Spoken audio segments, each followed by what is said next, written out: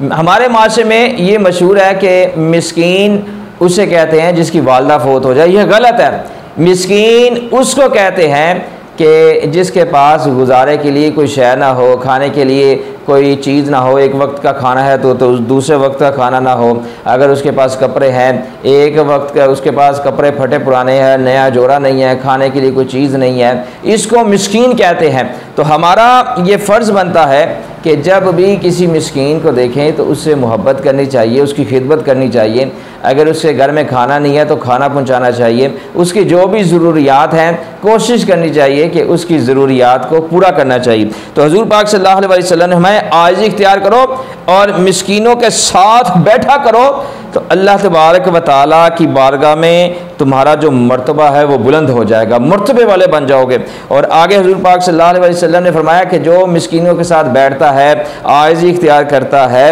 اور تو اللہ تبارک و تعالیٰ اس کو تکبر سے بھی بری فرما دیتا ہے۔